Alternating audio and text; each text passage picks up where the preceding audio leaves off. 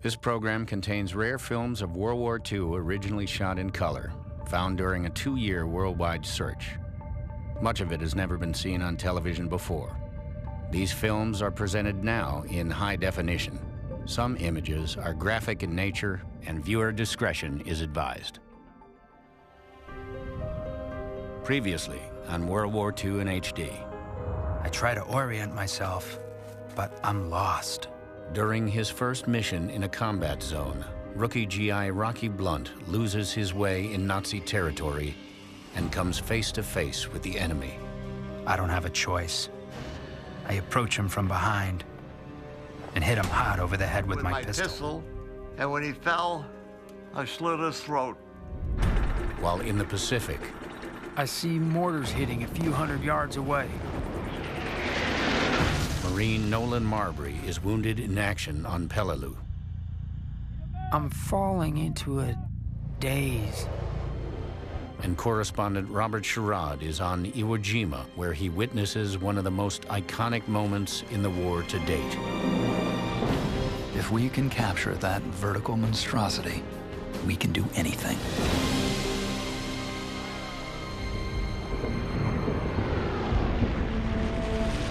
Grant us a common faith that man shall know bread and peace,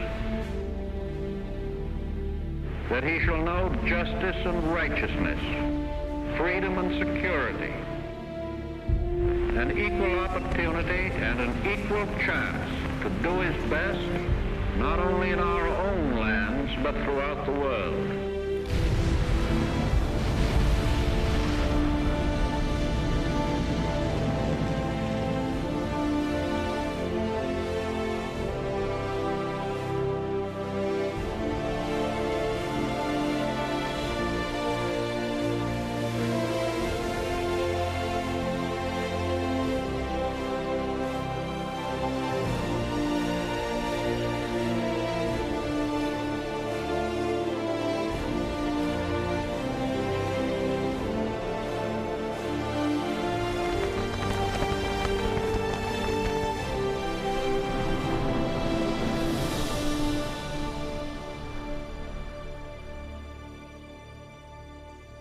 Mr. Chief Justice, Mr. Vice President, my friends, as I stand here today, having taken the solemn oath of office, in the presence of my fellow countrymen, in the presence of our God, I know that it is America's purpose that we shall not fail. As Franklin Delano Roosevelt takes the oath of office on January 20th, 1945, he becomes the only president in American history to be elected to 4 terms. But despite this unprecedented achievement, there is relatively little fanfare in the streets of Washington. With the nation focused on the continuing war effort, Roosevelt cancels the traditional post-inaugural parade and evening celebrations. For more than 3 grueling years, FDR has led the nation in war. Now, it seems he is finally on the verge of leading America to victory. But as the Axis forces ramp up for a final defensive stand, the road to freedom will be grueling. We Americans of today, together with our allies, are passing through a period of supreme test. It is a test of our courage, of our resolve, of our wisdom, of our essential democracy.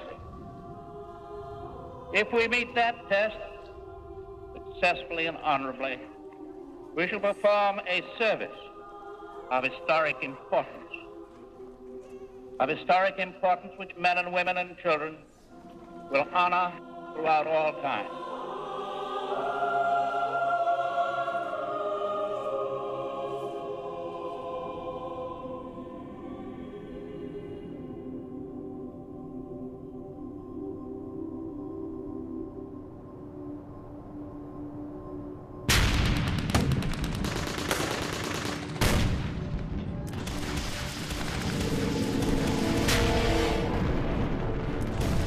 In the Ardennes forest near the Belgium-German border, almost 250,000 German troops, spearheaded by 600 tanks, launch a surprise attack against the American lines.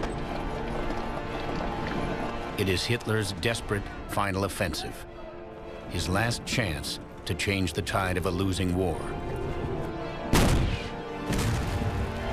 Thinly spread and undersupplied, the Americans are overwhelmed. Within days, the Germans push them back almost 40 miles, creating a bulge in the American lines. The Americans must hold the Germans until reinforcements arrive.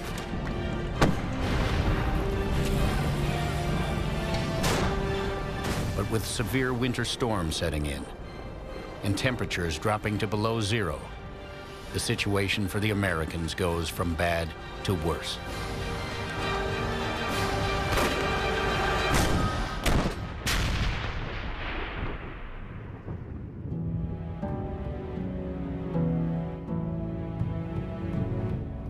Our eyes are all focused on the woods, our ears cocked for any sound of the enemy.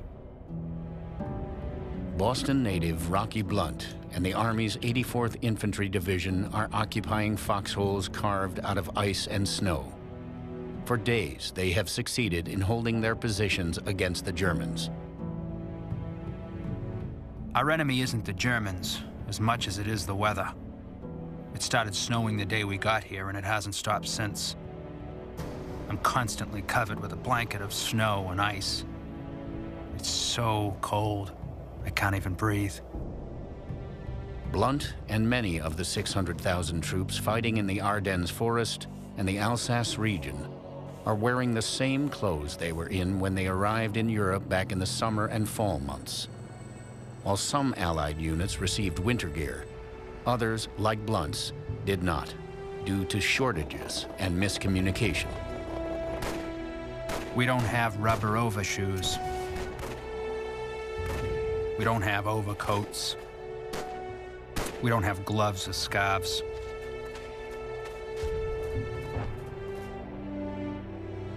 When one of our men goes down, there's nothing else we can do. We strip our own dead.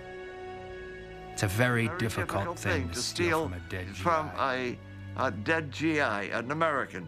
You never touched his watch, you never touched his wallet, you never touched anything personal. But anything that had been issued by the Army, you stripped him of it. Because you kept saying to yourself, the poor bastard, he doesn't need it anymore. I do. I've got to try and stay alive another couple days. I can't help but wonder, when will it be my turn to be picked over? When will I be the next dead GI?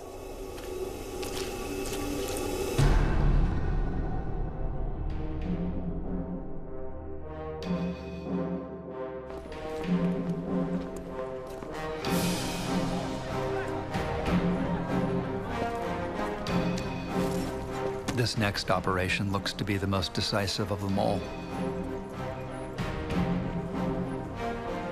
The logical finish to what we started on Tarawa and the whole damn Central Pacific campaign.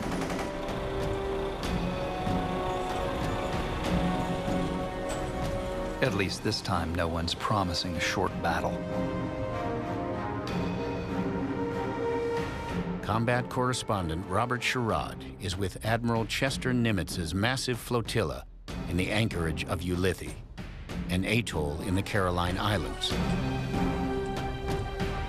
For the past 2 years, Sherrod has been covering the Pacific War for Time and Life magazines, reporting from the front at Tarawa, Saipan, and Iwo Jima. Now, he's preparing for the invasion of Okinawa, the next campaign in the push toward Japan.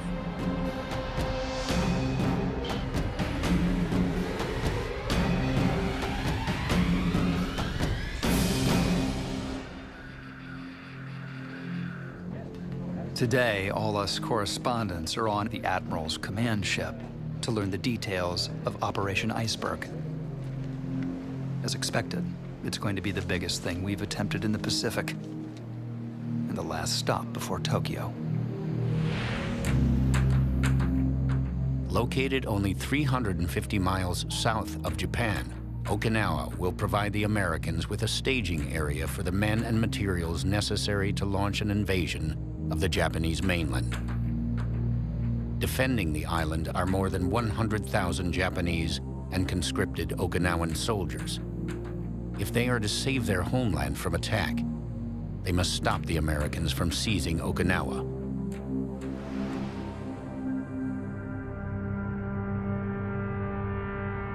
Expecting intense resistance, the Americans have amassed a landing force larger than the one that assaulted Normandy on D-Day.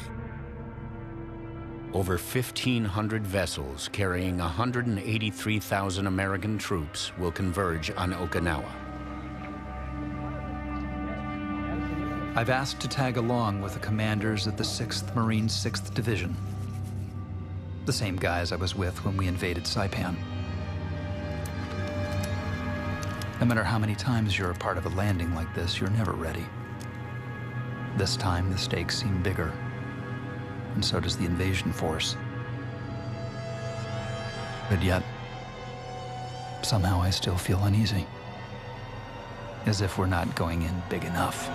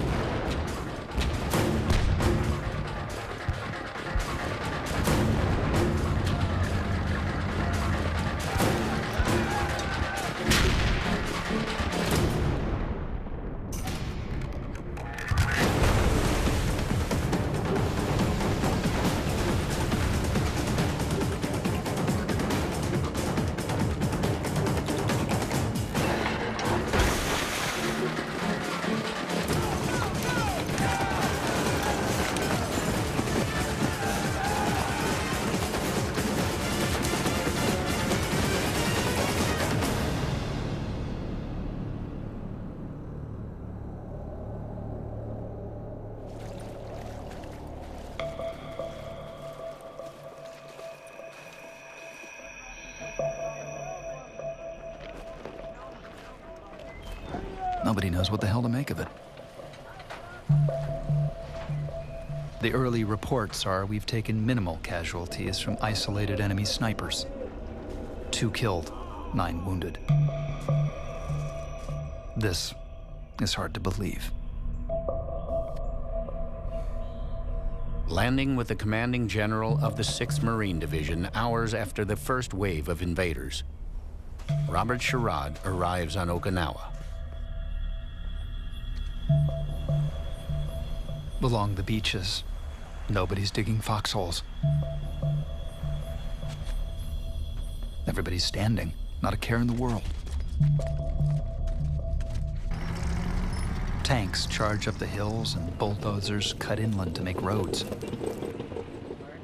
It seems impossible that we've surprised them, but they must be here, somewhere.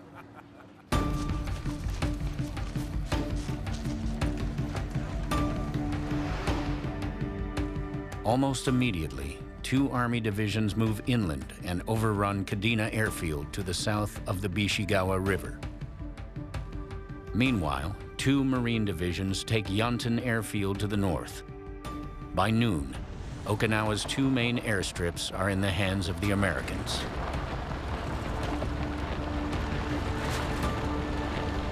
Sherrod travels to Yontan to report from a command post along the newly established front lines.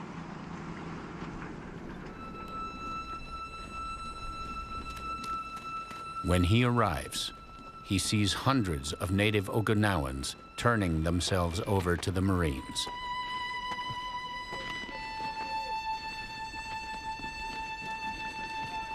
This is not the fanatical opposition we expected.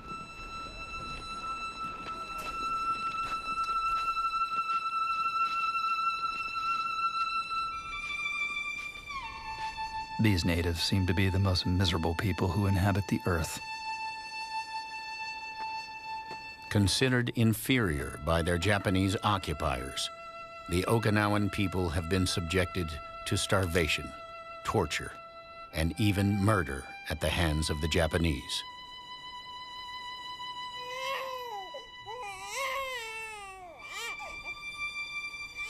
those who managed to escape eagerly seek refuge with the Americans.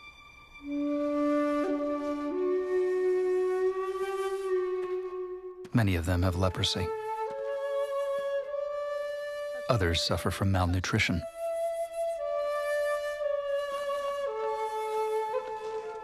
Even those who believed the Japs when they said the barbarous Americans would murder them are now grateful for the food they receive.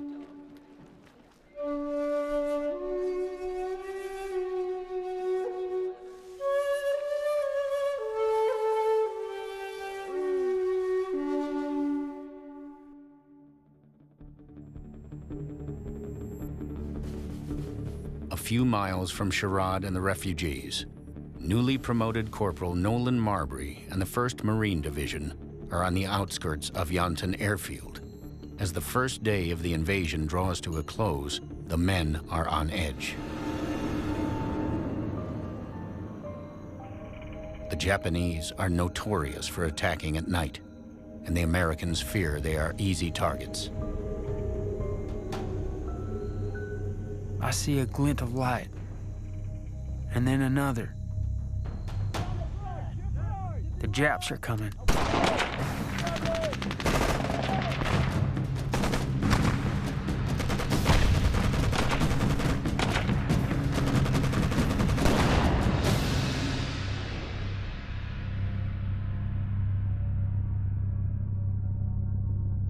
Someone nearby shouts, "Oh my God, what have we done?"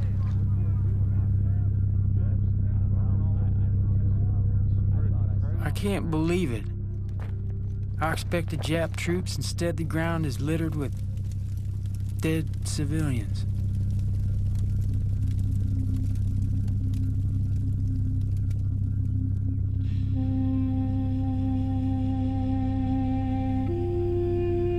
The corpsmen are out tending to the wounded.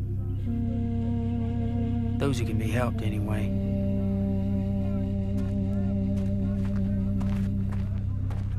Attempting to escape the Japanese under the cover of darkness, a number of native Okinawans unknowingly wandered in front of the Marine lines. Believing they were under a banzai attack, Marbury and the Marines opened fire. A corpsman to my left pulls a baby from his dead mother's arms. 3 or 4 feet away lay an old woman, her hands clenching a girl of 5 or so. It's a horrible sight.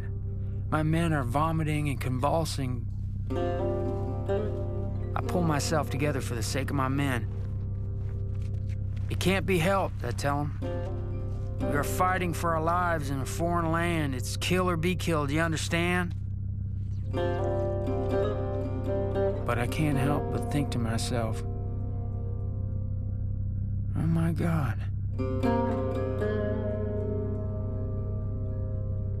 What have we done?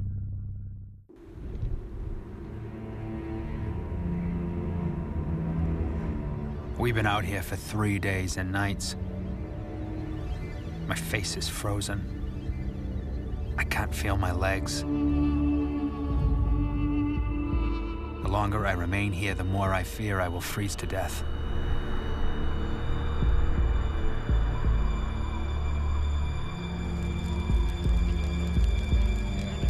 Rocky Blunt and the 84th Infantry Division are enduring the frozen hell of the Ardennes forest.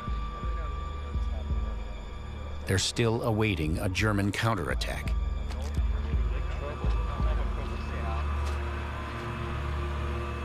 Since the battle in the Ardennes began 2 weeks ago, the winter weather has incapacitated both combatants, handicapping American air power and constricting the mobility of the German assault force. Temperatures are well below freezing, and the cold is claiming lives and limbs.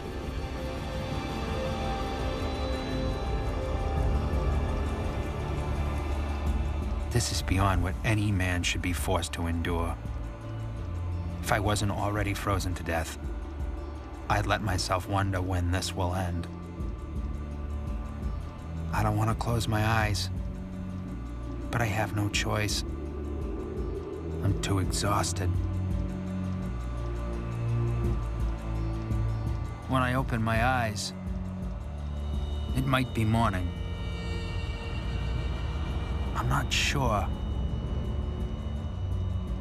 I tried to get out of the hole, and my legs were frozen into a block of ice, up just almost to the knees.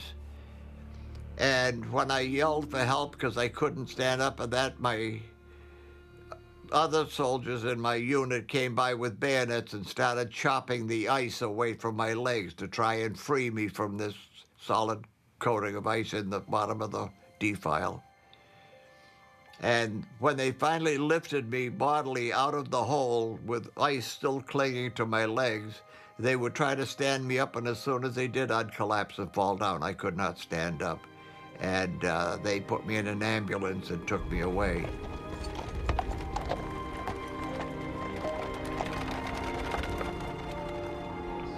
Rocky Blunt is evacuated to a hospital a mile behind the American lines. There, doctors diagnose him with a condition known as trench foot. Caused by cold, unsanitary conditions, trench foot can impair the flow of blood to the feet. If untreated, the condition can lead to frostbite, and in a worst-case scenario, amputation. I heard two doctors talking about amputating my feet. And I started crying like a baby, pleading with them, do not take my feet. I'm a musician, I'm a drummer, I need my feet, please don't take my feet. And this impassioned crying, they listened, they said, we'll give it another day or two and see if there's any improvement. And there was a little improvement, apparently, because they did not amputate, but they did keep me in the hospital until I could stand up, and then I was immediately returned to my unit.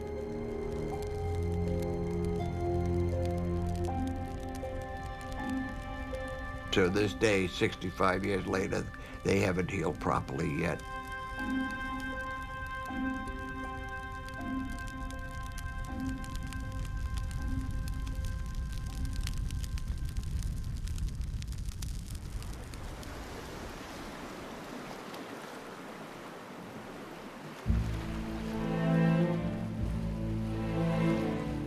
The first 5 days on Okinawa have been sensational.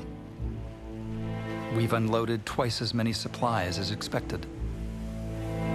Casualties are light too. 175 killed and less than 1,000 wounded. After reporting from the front lines during the first days of the Okinawa invasion, correspondent Robert Sherrod is on a ship anchored off the island.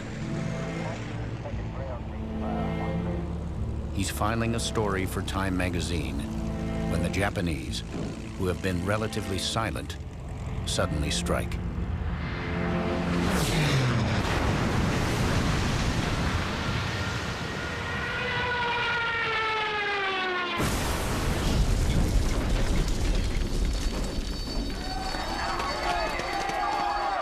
In an attempt to strand the 180,000 troops ashore, the Japanese launch a vicious attack on the U.S. fleet, raining death from the skies.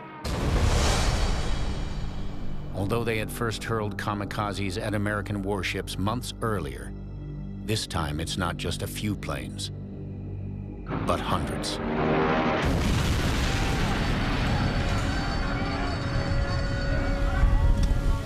They blew themselves up on Attu.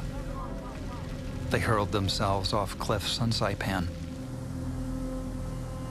Now the Japs have finally put their mania for suicide to effective use.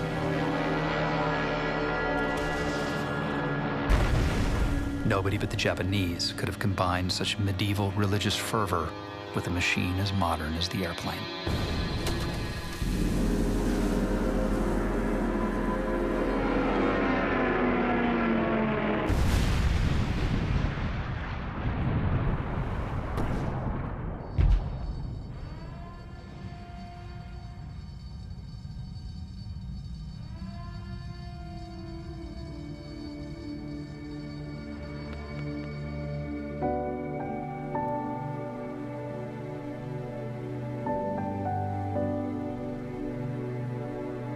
For the next 48 hours, the Japanese launch nearly 900 aircraft. They sink 11 U.S. ships and damage another 22.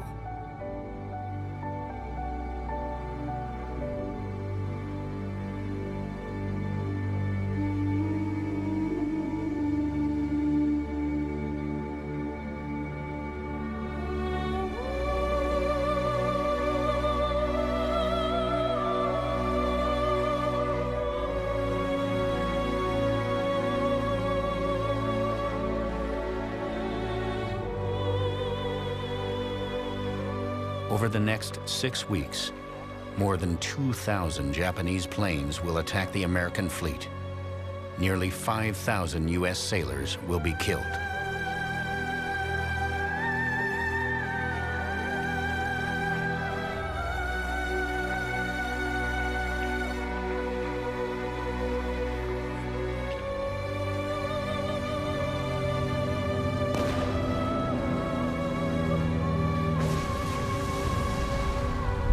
Burning gasoline surrounds us. The war isn't over. Yet.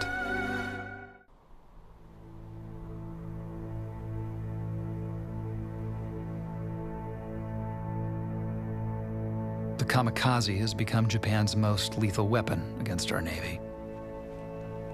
For once, I feel safer on land.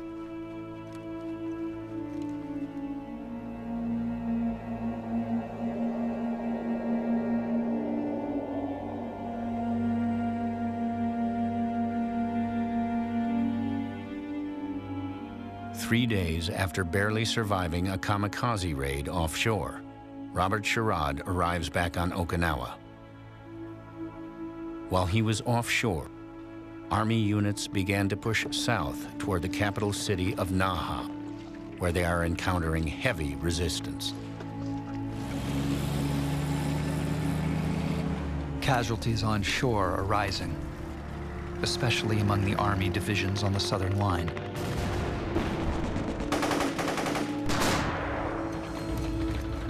Where the intensity of the opposition is increasing.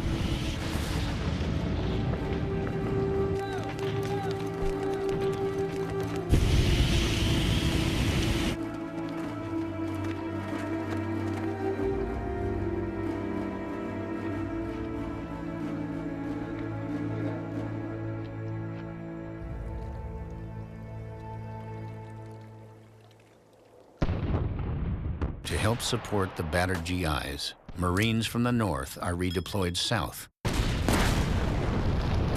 They are now approaching the main Japanese defensive position, known as the Shuri Line.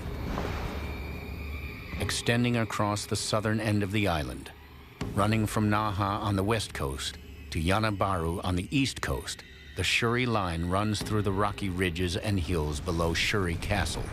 There, heavily armed enemy defenders wait for the Americans to walk into their fields of fire.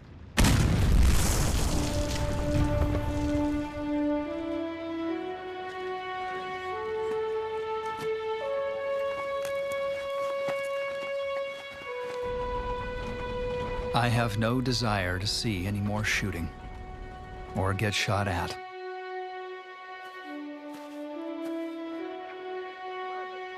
I've been following the Central Pacific Campaign for so long that it sometimes feels like I've never written about anything except war.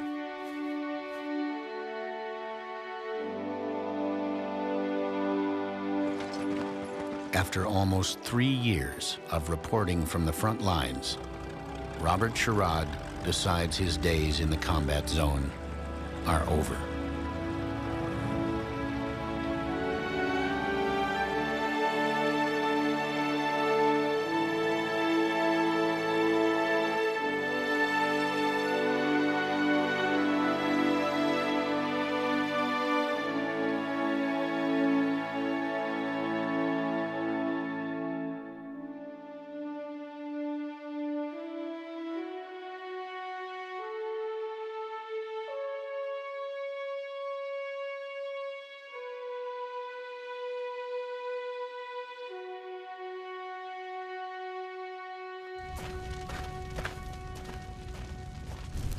All around me is the carnage of smashed and burned tanks.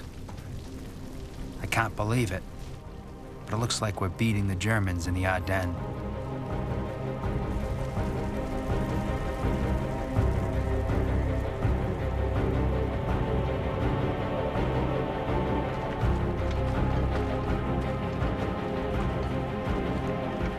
Four days after being medically evacuated from the front lines in Belgium's Ardennes forest, Rocky Blunt returns to the Army's 84th Infantry Division.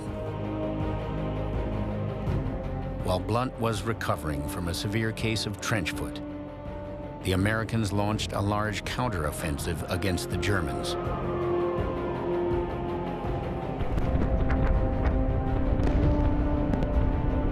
As Allied air power struck the German supply lines, American units pushed north, while British units pushed south.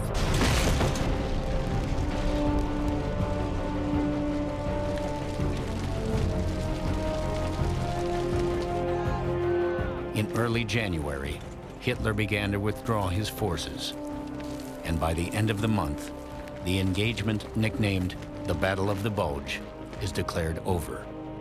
It is the largest and costliest battle ever fought by the U.S. Army, with more than 19,000 American soldiers killed and over 60,000 captured or wounded. Despite the considerable losses, the surviving American forces are reinvigorated by the resounding victory. The Allies are ready for the final push into German territory.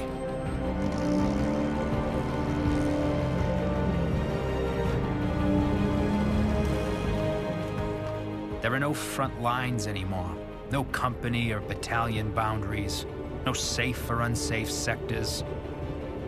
The Germans may be everywhere, but so are we. The tide's turned. Now we are on the offensive. The Germans are on the run. It's so close. We can feel it. We can practically smell the end of the war.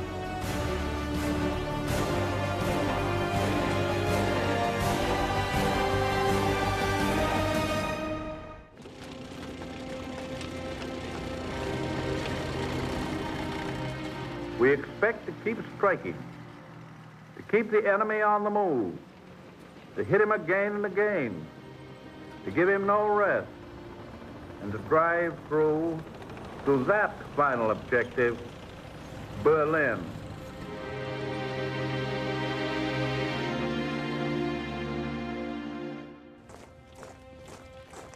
With Hitler's forces retreating, President Roosevelt travels to a Black Sea resort near Yalta in the Crimea. He is meeting with British Prime Minister Winston Churchill and Soviet Premier Joseph Stalin. The three Allied leaders are discussing plans for the final offensive against the Nazis.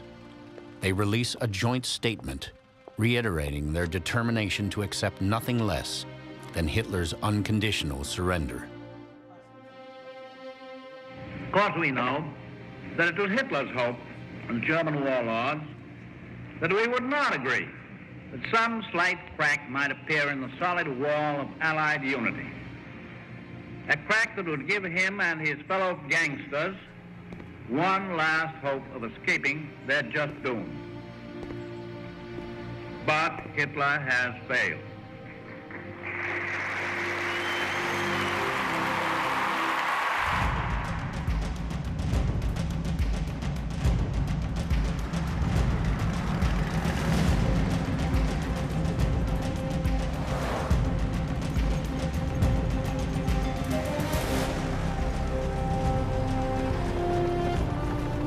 We're bypassing more villages.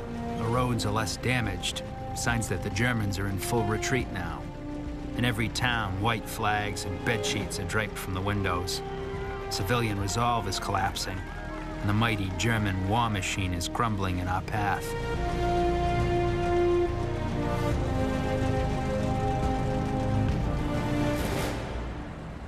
Rocky Blunt and the 84th Infantry Division are moving eastward through German towns destroyed by Allied bombing raids. Along the way, they accept the surrender of entire battalions of German troops, no longer willing or able to fight. They haven't eaten in 2 days, and they just want to go home. I translate for my captain, telling them if they walk to the rear of our lines and turn in all their weapons and maps, they'll get hot food. Then they can find their own way home.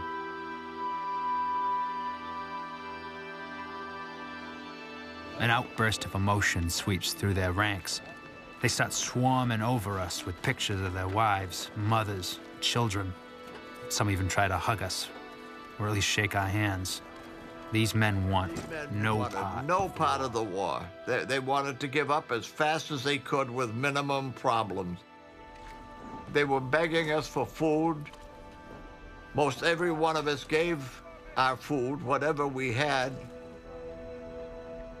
They had absolutely nothing. They're eager to go home. But I know they have no home to go to. Their towns have been reduced to rubble. While the Allies crush Hitler's plans for a 1,000-year Reich, American forces in the Pacific pound Japan's home islands from the air. 3.5 years earlier, on December 7th, 1941, Japan brought America into the war when it attacked Pearl Harbor.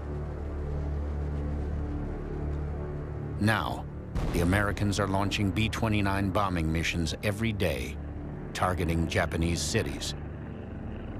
From 10,000 feet, the end appears near. But on the ground, soldiers and Marines are entrenched in a fight that's getting more vicious with each passing day.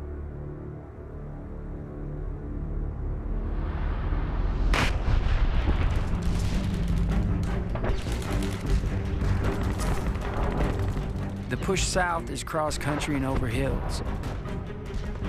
If it wasn't for the mud, we would have been here days ago.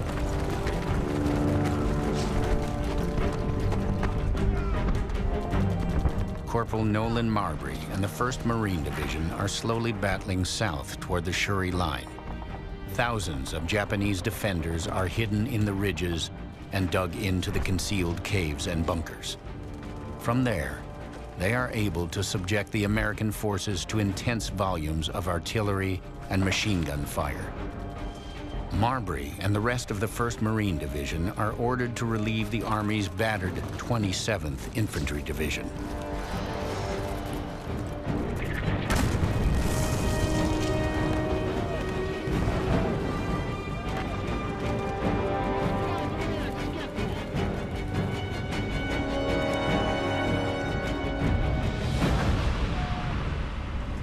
The Jap front is close, across the shallow valley. We're fighting ridge to ridge. It isn't easy. Being stuck in no man's land never is. My foxhole buddy Hill silently taps me on the shoulder twice. Something's going on. Our scout spotted a bunch of Japs in a cave.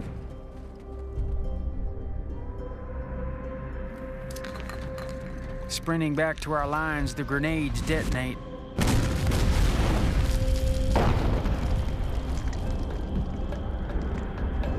And all hell breaks loose.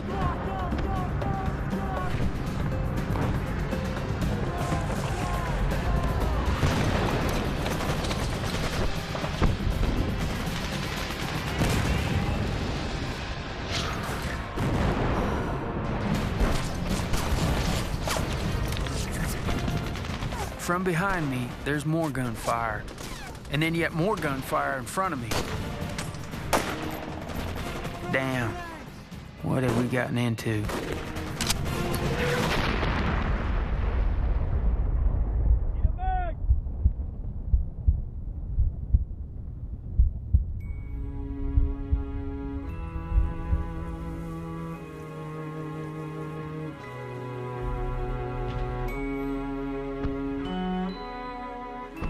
Marbury is wounded by artillery fragments during the firefight and evacuated from the front. Taken to a hospital ship anchored off Okinawa, he is treated for head wounds. Doctors determine that his injuries are too extensive and that he should be shipped home. For Nolan Marbury, the war is finally over.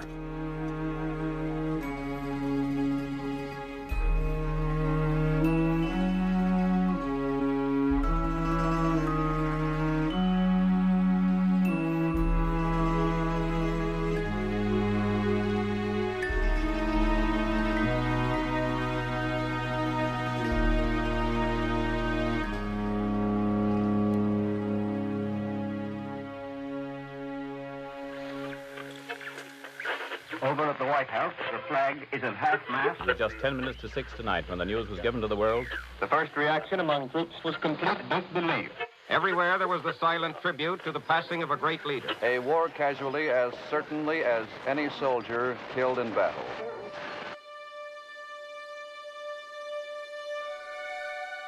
On April 12, 1945, President Franklin Roosevelt is at his retreat in Warm Springs, Georgia, recuperating from exhausting travels overseas. At 1 o'clock in the afternoon, FDR collapses in his living room. By 3:35 p.m., America's longest-serving president is dead. The world paused in uncertainty for a few moments today when the news was given to the world that President Roosevelt had slept away. News that stunned and suspended in immobility for minutes the whole country, the whole world. Millions of men and women stopped stock still, unbelieving.